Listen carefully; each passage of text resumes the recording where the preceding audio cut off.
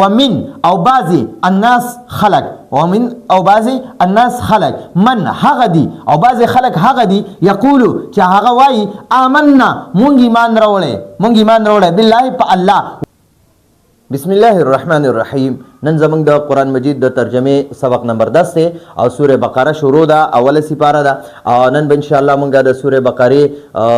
اتم نهم او لسم نمبر آیاتونه وایو. د دې لفظي ترجمه وکاو، ورسره مختصر تفسیر کو. نو اول تلاوت کو، دا غي نه پس په ان شاء الله العزیز بیا د دې لفظي ترجمه او لږ به ربط وایو مخکی آیاتونو سره، دا غي نه پس په ان شاء الله مختصر تفسیر کو. نو اول د دې مونږ تلاوت کو. اعوذ بالله من الشيطان الرجيم بسم الله الرحمن الرحيم. ومن الناس من يقول آمنا بالله وباليوم الآخر وما هم بمؤمنين يخادعون الله والذين آمنوا وما يخدعون إلا أنفسهم وما يشعرون في قلوبهم مرض فزادهم الله مرضا ولهم عذاب أليم بما كانوا يكذبون. صدق الله العظيم. اوس په ان شاء الله مونږه لفظي ترجمه وایو او بیا به دا غي نه پس مختصر تفسیر وایو. ښه دلته کې وای ومن الناس، من چې دا حرف جر دی، حرف جر دی او د خپل ذاتی معنوي نه، اردو کې وای سه. ٹھیک شو جی. خو دلته به مونږه د دې معنی کو بازي، دلته دا من تبغیزیه دی، من د تبغیز د پاره یعنی د بازي معنی به مونږه کو. ومن د واو معنی د او، من معنی د بازي او الناس دا الناس چې دا اسم جمع ده. ٹھیک شو جی. دا د لګو او د ډیرو زیاتو د پاره مرضی، لکه د دریو کسانو د پاره مرضی او د 3,000 3,00,000 300 10 پس 3 کروڑه پورې او ممزا. نو دا اسم جمع ده، دا اصل کې اناسن بیا په الف لام داخل شو، دا حمزه ته د تخفیف د پاره ختم شو، نو د اناسن الناس شو الناس. نو ومن الناس او بعضی خلق من هغه دی، من هغه دی. دا من چې کنه دا اسم موصول دی، دې ته به ولي کما اسم موصول. ٹھیک شو. دا د لفظ لحاظ سره، لفظي لحاظ سره دا واحد دی او معنی لحاظ سره دا جمع ده، ځکه دا منافقین خو ډیرو. نو من هغه خلق دی، ومن الناس او بعضی خلق من هغه دی، بعضی هغه خلق دی یقولو چې هغوی وای آمنا دا د جمع متکلم صيغه ده. آمنتو معنی ده ما ایمان راوړو، آمنا معنی ده مونږ ایمان راوړو بالله په الله. دلته د با جاره معنی مونږ کو په او د الله جل جلاله. نو دا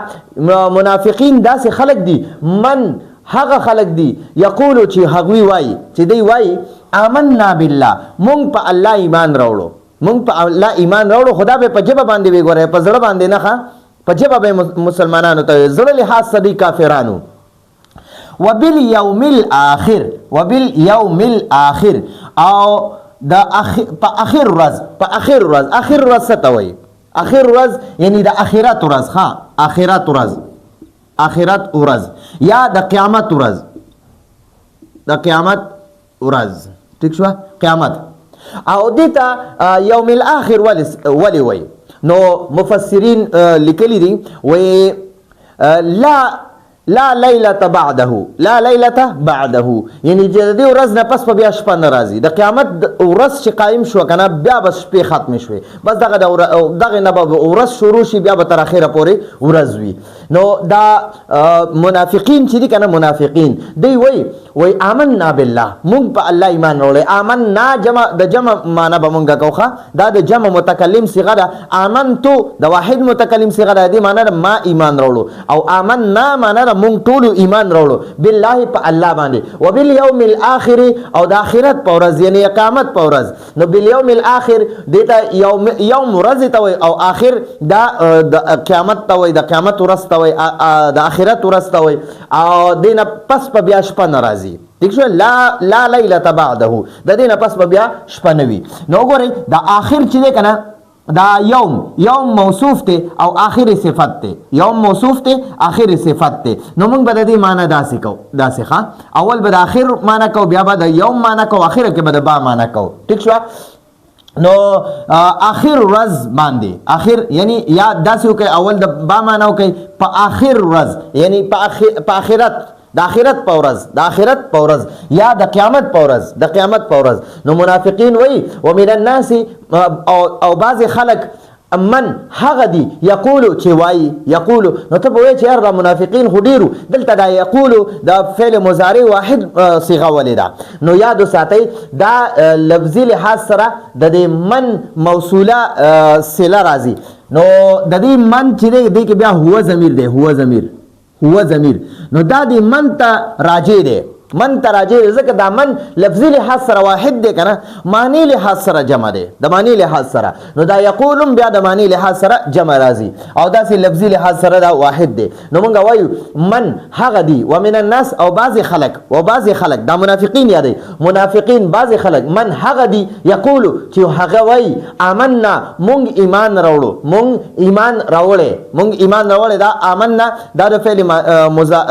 فعل ماضي د جمع متکلم صيغه ده، فعل ماضي جمع متکلم صيغه ده. نو په تیر شوي وخت کې به دوی وایي مونږ ایمان راوړی بالله په الله، مونږ په الله ایمان راوړی دی. ٹھیک شو، مونږ په الله ایمان راوړی. وبالیوم الاخر او د آخرت په ورځ یا په آخر ورځ یا د آخرت په ورځ، د قیامت په ورځ مونږ په الله ایمان راوړی او د قیامت په ورځ باندې ایمان راوړی. او دلته کې سوی وما او ندی هم هغوی بمؤمنین ایمان راوړون کی، یعنی حالانکه هغوی ایمان نه دی راوړی، هغوی هرگز ایمان نه دی راوړی. وګورئ ما نافیه دی، نافیه د دې معنی ده نه. ٹھیک شو. او هم معنی ده هغوی، هم دا د جمع ضمیر دی د غایب د پر راځي او هغوی نه دی بمؤمنین ایمان راوړون کی. مؤمنین دا جمع مذکر سالم دي ته وایي، جمع مذکر سالم دا د جمع مذکر سالم صیغه ده. او دلته دا با چې ده که نه دې با ته موږ با زایده وایو، با زایده یا معنی لحاظ سره دا زایده ده او نور ترکیب لحاظ سره به موږ دا با جاره منو. نو ګورئ وما هم بمؤمنین دا ما چې دی مشبه بلیسه دی، ما مشبه بلیسه او دا چې یو اسم غواړي او یو خبر غواړي. نو خبر دا منصوب غواړي، نو دلته کې با جاره شوه. او کله چې د ما په خبر باندې با داخله شي که نه، با زایده داخله شي، نو دوی کې بیا تاکید پیدا شي. د تاکید دپاره دا با راغلی ده، دا با جاره د تاکید دپاره راغلی. وما هم او هغوی نه دي بمؤمنین ایمان راوړونکي. نو د دې معنی به موږ داسې بیا کوو وما هم بمؤمنین او هغوی هرگز ایمان راوړونکي نه دي، هغوی هرگز ایمان راوړونکي نه دي. نو دلته را بعد تاکید دپاره راغلی، هغوی بالکل ایمان راوړونکي نه دي. هغوی خو په ژبه باندې وایي چې آمنا بالله، موږ په الله ایمان راوړی، وبالیوم الاخر او د آخرت په ورځ باندې ایمان راوړی. ٹھیک شو. وما هم بمؤمنین او هغوی هرگز مؤمنان نه دي. نو دا نبی علیہ السلام ته الله پاک دا منافقان خودل او دا مدنی صورت دی ځکه پکې الله پاک د منافقانو تذکره وکړله. او دینه مخکې چې کوم مکی صورتونه تیر شوي نو هغه وخت کې د منافقانو وجود اډولونه دا هغه زمانه کې منافقان نو الله جل جلاله په مکی صورتونو کې د منافقانو اډول ذکر کړی نه دی. او چې کله نبی علیہ السلام مدینه منورې ته راغی او بیا په دویمه هجرۍ کې جنگ بدر وشو، د بدر دا جهاد وشو، جنگ وشو، نو بیا مسلمانانو چې الله فتح ورکړه که نه په بدر کې، نو الله جل جلاله د دې په فتح باندې ډیر زیات خوشحاله شو. نو دغه وجه نه چې د مدینه منوره کې کم یهودیانو که نه یهودیان، نو هغې وی چې یاره دا خو دوی خو فتح میلاو شوله او اوس په دوی هر ځایونو کې دوی کامیابېږي. نو راشه دوی ته په ژبه باندې وایه، په خوله باندې وایه چې مونږ په الله ایمان راوړی او د آخرت په ورځ باندې ایمان راوړی دی. نو الله پاک قرآن نازل کو چې ګورئ واورئ دا خبره یاد وساتئ چې کم د مدینه منوره کې دا کم یهودیان دي په دې کې دا باس تاسو ته وایي چې مونږ په الله او د الله مونږ په الله باندې او د قیامت په ورځ ایمان راوړی دی. خو یاد وساتئ ګورئ هغې بالکل مؤمنان نه دي، هغوی هرگز مؤمنان نه دي. وما هم بمؤمنین او هغوی ګورئ هرگز مؤمنان نه دي. نو دغه الله پاک نبی علیہ السلام ته خبر ورکو. او منافق څه ته وایي؟ منافق دې خو درته بیا زه وایم چې منافق وایي څه ته نفاق چې دی که نه نفاق دا د باب مفاعله نه جوړ شوی دی نفاق نو دا نفاق چې دی که نه دا مونږ ورته وایو یاره دا پلانې چې دی دا دوه پړي ځای دی یا دوه مخي ځای دی چې ستا په مخامخ یو خبره کوي او د بل په مخامخ بل خبره کوي نو مونږ دغه کس ته دوه مخي ځای وایو یا ده ته مونږ دوه پړي ځای وایو اردو کې ورته دوروخي وایي دوروخي ورته وایي ٹھیک شو چې کله دا دی به دوروخي څه کوله چې دی به کله د منافقانو به مسلمانانو سره ملو شو نو دی به مسلمانانو ته وی آمنا بالله و بالیوم الاخر مونږ په الله او د آخرت ورځ باندې یعنی قیامت پر ورځ باندې ایمان راوړی دی خو چې کله به دی خپل کافرانو سره اذا خلو الی شیاطینهم مخکې آیاتونو کې ان شاء الله را روان دي کله چې به دی خپل شیطانانو یعنی دغه منافقانو سره د کافرانو سره ملو شي خپل مشرانو سره نو هغې ته به وایي چې ګوره مونږ د مسلمانانو ساسې دغه کو دوکا کو او مونږ ګورې ستاسو ملګري وو وایي دا خلو الی شیاطینهم نو دی به چې کله دی سره ملو شو نو بیا به قالو دی کافرانو به بیا ووایي چې ګوره مونږ مسلمانانو سره چې ملو شو نو دی به وایي مونږ ایمان راوړی چې خپل کافرانو سره به ملو شو خپل شیاطینو مشرانو سره به ملو شو نو بیا به وایي ګوره مونږ ایمان نه دی راوړی هغې ته صرف دوکه ورته کو چې هغې کله کامیاب شي او هغې ته مال غنیمت ملو شي چې هغې کې مونږ لم صحیح سراږي ٹھیک شو نو بیا به د دې منافقانو پته څنګه لګېده نو هغه زمانه کې به نبی علیه صلات وسلام ته الله پاک د وحی په ذریعه باندې رالیږل چې د فلانې منافق دی فلانې منافق دی فلانې منافق دی نو هغه منافقان به ورته الله جل جلاله د وحی په ذریعه سره ښودل نو ګوره یو د عقیدې منافق وي یو د عقیدې منافق داسې وي چې عقیدې لحاظ سره د زړه لحاظ سره دا کافر وي او په ژبه باندې او یا د عمل لحاظ سره یعنی دی به مسلمانانو سره منظلم کول مسلمانانو سره به منظلم کول د مسلمانانو په مخ کې به کلمه ویله خو زړه کې دی کافران وإذا خلوا إلى شياطينهم کله به چې دی خپل شیاطین منافقانو سره ملو شو نو هلته بیا اقرار هم وکړو په ژبه به مې وی ګورئ مونږ ستاسو ملګري یو ستاسو سره یو او هغې ته وایي مونږ ایمان نه دی راوړی مونږ هم ستاسو ملګري یو نو هغې بیا په ژبه اقرار هم وکړو نو عقیدې لحاظ سره چې کافری او د ژبې د عمل لحاظ سره ځان مسلمان ښکاره کوي نو دته منافق وایي خو که چېرته د عقیدې لحاظ سره کافر وي او عملونه او عادتونه دا د کافرانو کوي عقیدې لحاظ سره مسلمانی مومنی چې د عقیدې لحاظ سره مومنی او د عملونه دا د کافرانو کوي عادتونه د کافرانو کوي خو عقیدې لحاظ سره دا مسلمانی کلمه ویلی وي خو حقیقي یعنی د مور پلار او ورونو خویندو نه پته داسې لګي عقیدې لحاظ سره چې کله یو کس مسلمانی او د عمل لحاظ سره عملونه عادتونه د کافرانو کوي نو دته منافق نشي ویلی دا چې دی دته فاسق او عاصي ویلی شي فاسق او عاصي ګناهګار د انسان ګناهګار دی فاسق دی خدا منافق نه دی دته بیا نشي ویلی نو د نبی علیه السلام په زمانه کې به منافقان د وحی په ذریعه نبی علیه السلام ته الله پاک ښودل یو صحابیو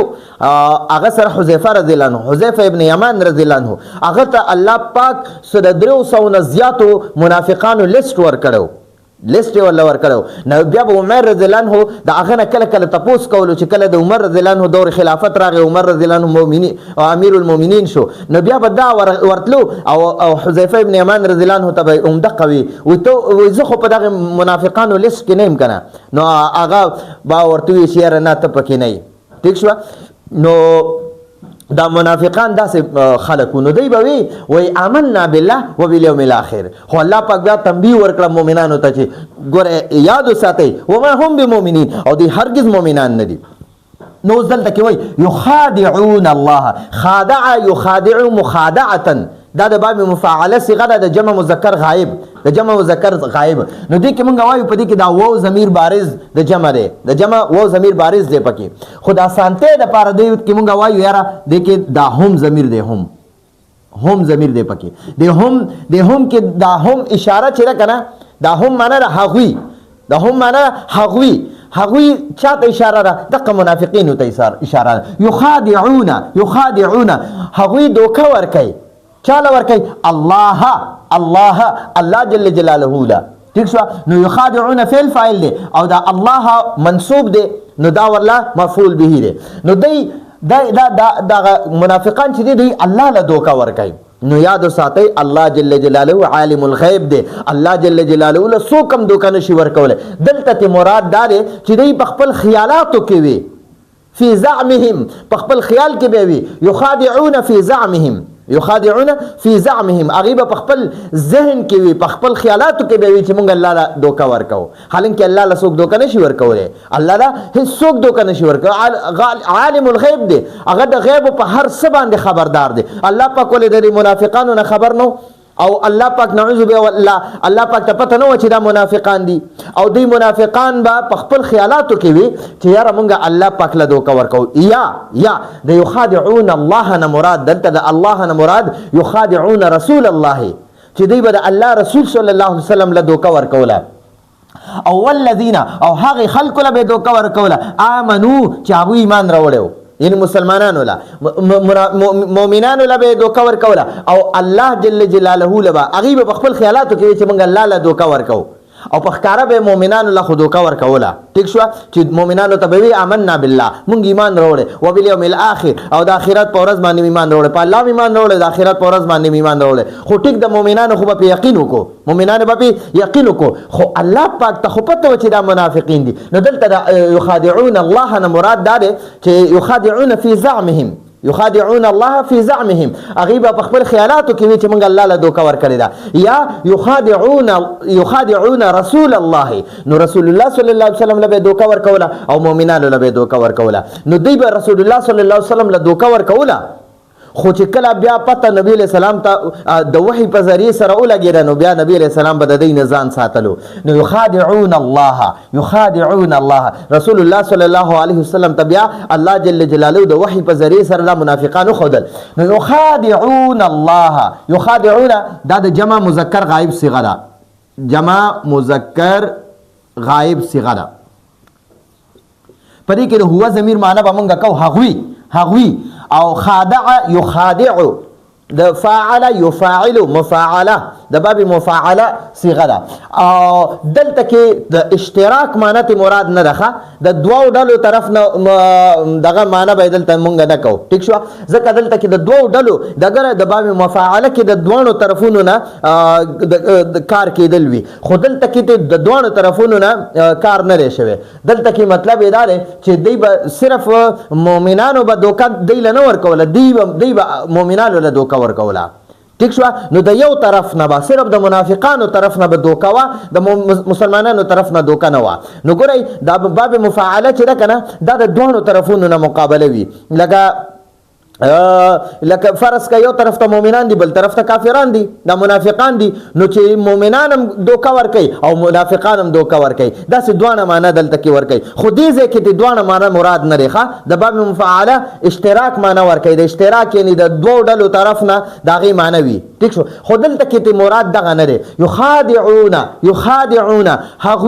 هغوی دوکه ورکوي الله جل جلاله ته، یعنی رسول الله صلی الله علیه وسلم ته. والذین، او هغه خلکو لم دوکه ورکوي آمنو چې هغوی ایمان راوړی، یعنی مسلمانانو له. وما یخدعون، وما، او حالانکې هغوی دوکه نه ورکوي، حالانکې هغوی دوکه، دې واو ته مونږ واو حالیه ووایو. ټیک شو، د دې واو معنی ده او. ما یخدعون، هغوی دوکه نه ورکوي. یخدعون، خدع یخدعو، د فتح یفتح باب نه دی، دلته کې خادع یخادعو. نو دلته کې یخادع دا د باب مفاعله نه دی، د دې معنی هم د دوکه ورکول، او د خدع یخدعو، خدعا معنی هم د دوکه ورکول. نو دلته کې دا یخدعون چې دی دا د باب فتح یفتح نه دی، د باب فتح یفتح نه دی، او دا د جمع مذکر غایب صیغه ده، دا هم د جمع مذکر غایب صیغه ده.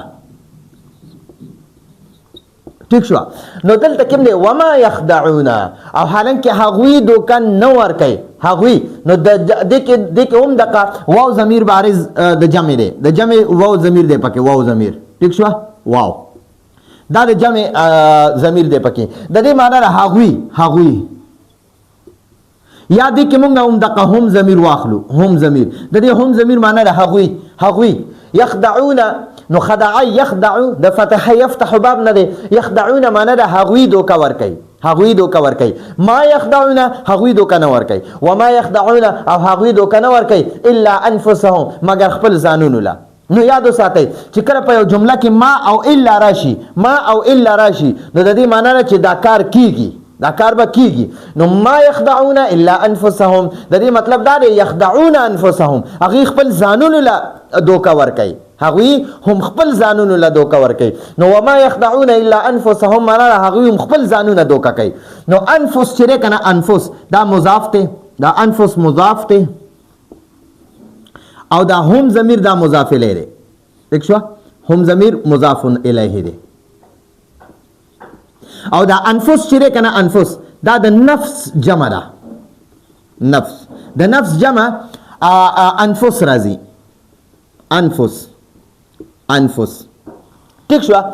نو د انفس د نفس معنا ده یو ځان زما د ځان چې دی که نه زما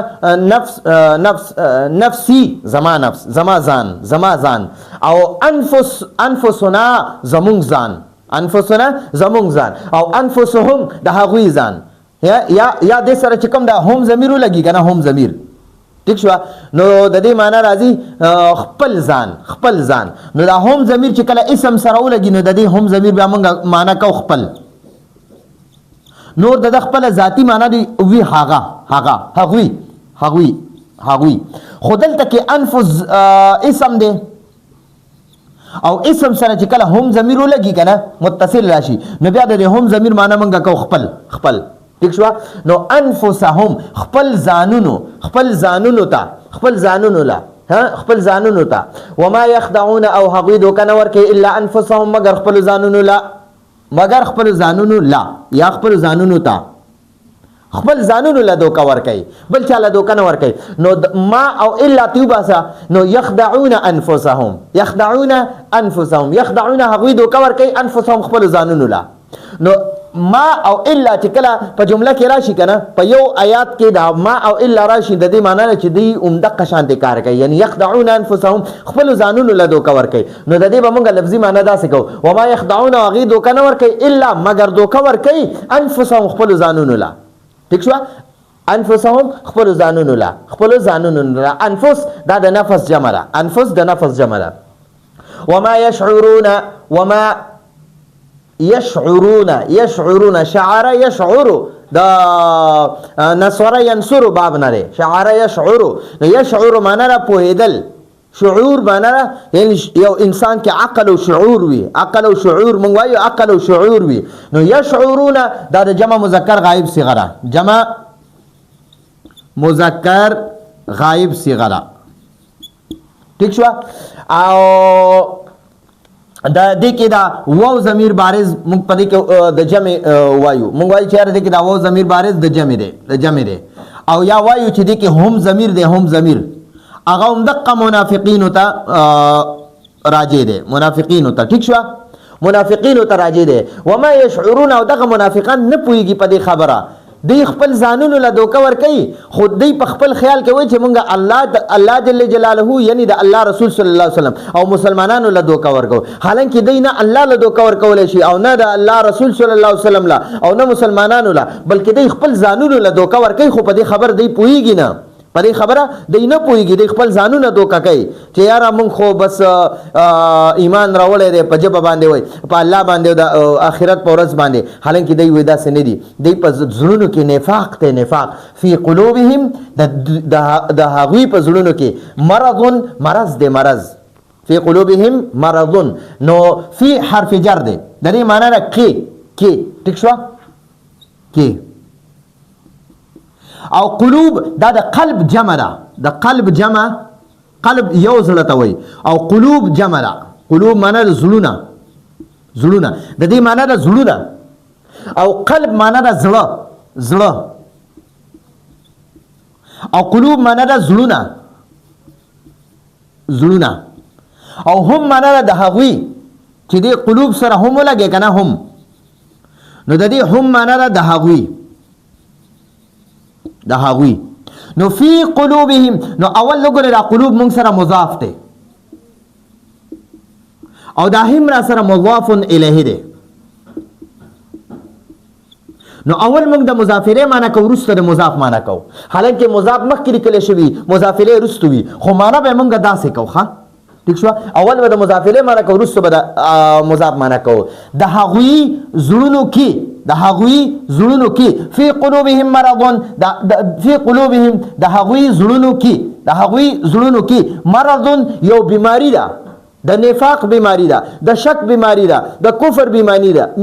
ده ٹھیک شو د دې په زړونو کې یو بیماری ده د نفاق والا د دورخی والا بیماری ده نو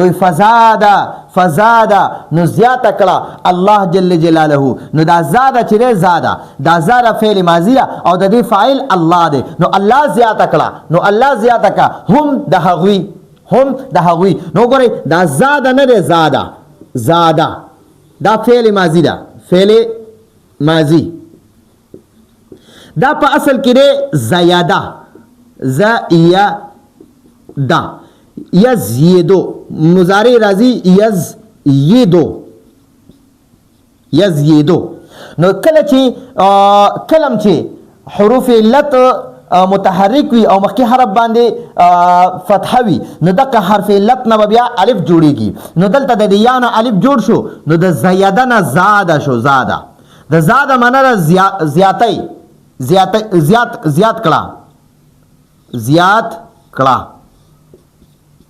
زیات کړو ٹھیک شو نو فزادا نو زیات کړو چا زیات کو وګوره دا الله مرفوع دی نو فاعل الله دی دا فاعل چله دا الله جل جلاله دی د دې زیاتولو فاعل څوک دی الله جل جلاله او دا هم ضمیر اومغه منافقان ہوتا دا مفعول دی دا منافقان ہوتا نو یادو ساتي کله چې فعل راشي کنه او دا هغه فاعل خکارا اسم وی خکارا اسم ظاهر وي چې کله فعل راشي او فاعل اسم ظاهر وي نو مفعول به بیا فعل سره لګيږي د فاعل نه به مخکې مفعول لګيږي او مفعول په ضمیر کې راشي ګورئ چې فعل وي او فاعل چې دی هغه اسم ظاهر وي او مفعول چې دی مفعول اسم ضمیر وي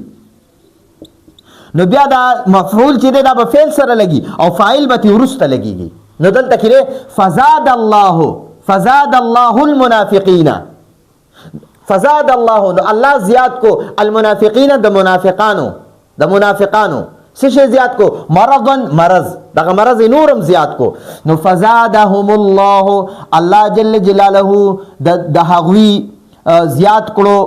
د رفع معنی موږ کو نو زاد معنی دا زیات کړه هم د هغوی الله جل جلاله مرضن بیماری د هغوی دغه د نفاق بیماری الله نورم زیات کړه او د صد وجه نه زیات کړه چې الله جل جلاله د مؤمنانو له نور فتح ورکړي چې نور فتح به ورکوله نو د دې حسد او کینه او بغض او نفرت دا به نورم زیاتېدو چې دا ولی سوځیدل با نو مفتی سعید پالنپوری سے تفسیر کې لیکلي هدایت القرآن کې وای الله با د مسلمانانو له نور فتح ورکولي او قرآن به نورم نازلېدو نو د دې د منافقانو د زړونه به ډیر زیات سوځېدل وای کباب بکېدل نو د دې دا مرض به الله نورم زیاتولو د زړه دا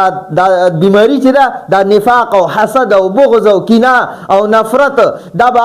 دا شک دا به نورم الله زیاتولو ٹھیک شو دا به ځکه زیاتولو چې دی په حقیقت کې مسلمانان نه دی په جبه باندې ځان ظاهرو چې موږ مسلمانانو نور عقیدی لحاظ سره دا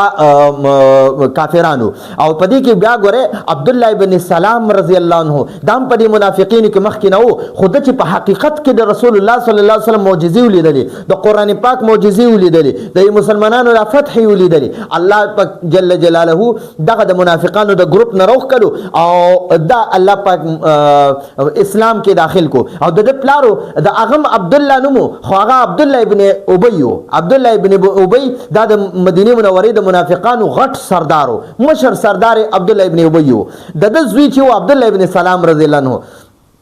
دل بیا الله هدایت ورکو دا سچا او پکا مسلمان شو مضبوط صحابي او په ډیرو جهادونو کې بیا نبی رسول الله سره جنگیدو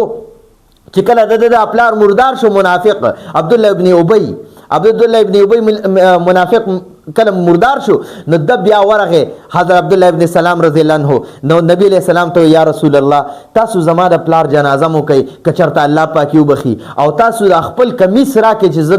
د واچو مدد د کفن بکو نو نبی علیہ السلام بیا اغم ورکو دومره شفقت به بیا هم کولو خودی منافقان بیا هم نه سمیدل نو مسلمانانو لبه تکلیف ور رسولو نو فی قلوبهم دا هغوی زړونو کې دا هغوی په زړونو کې مرضون یو بیماری و د نفاق د حسد د بغض د کینې د نفرت د شک دغه بیماری و نو فزادهم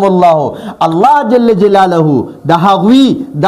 زیات کړه سي زیات کړه مرضن دا بیماری نو دا بیماری ول الله پاک نورم زیات کړه دا حسد او بغض کینه او نفرت دا څنګه الله زیات کړه چې الته مسلمانانو له الله پاک نور فتح ورکړي الله پاک نور قران په نبی علیہ السلام باندې نازل کو نو چې قران به نازل دو دوی به نورم سوځیدل د دې دا بیماری به نورم زیاتې ده بغض کینه حسد نفرت به نورم زیاتې دو او چې الته مسلمانانو له الله پاک مزید فتح ورکولې نو دلته کې به دوی نورم دا بیماری زیاتې ده د حسد بغض کینه عناد دا به نورم زیاتې دو او چې الته الله پاک نور کافران مسلمان اول او نو دی به نورم سوځیدل نو الله د دې دا بیماری نورم زیاته ولا نو فزادهم الله نو الله جل جلاله زیاته کړه مرضن بیماری د دوی دا بیماری الله پاک فزادهم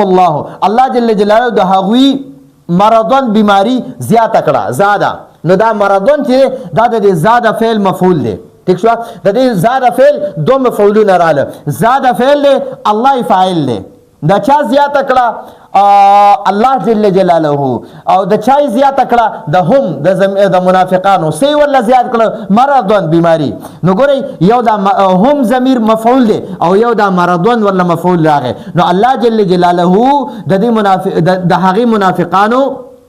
دا بیماری نورم زیات کړه نورم زیاته کړه د مسلمانانو په فتح سره د مسلمانانو په ترقۍ سره الله د دې د بیماری نورم زیاته کړه ولهم او هغوی د پاره د لام جاره معنا ده د پاره او هم معنا د هغوی ولهم او د دې و معنا به مونږ کو او ولهم او د هغوی د پاره عذاب الیم دغه د منافقانو د پاره هم ضمیر منافقانو ته راځي دي چې د خلکو د پاره د منافقانو خلکو د پاره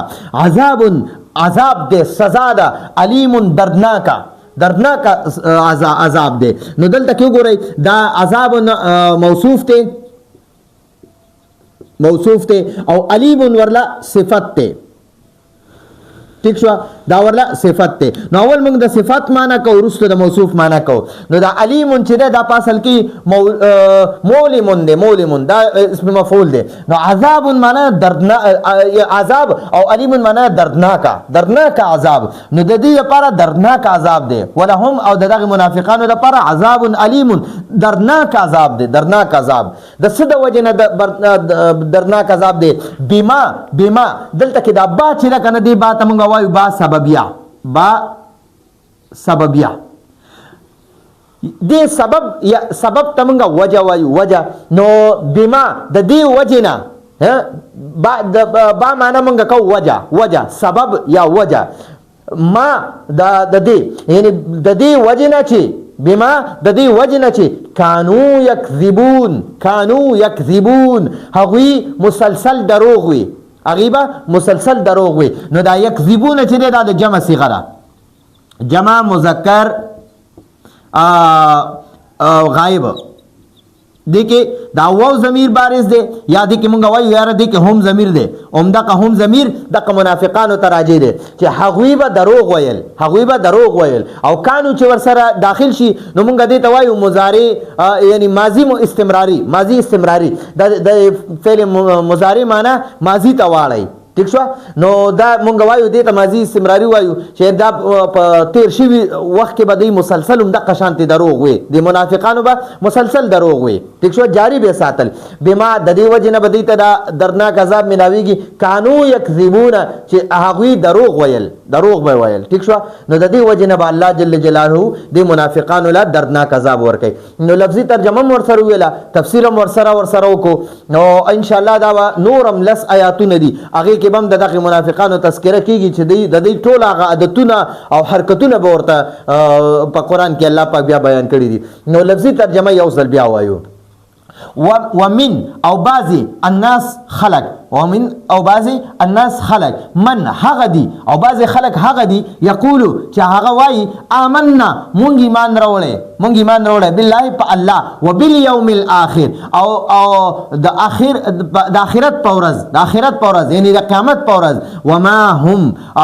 حالانکه هغوی ندي بمؤمنین ایمان راوړونکي وما هم او حالانکه هغوی ندي بمؤمنین ایمان راوړونکي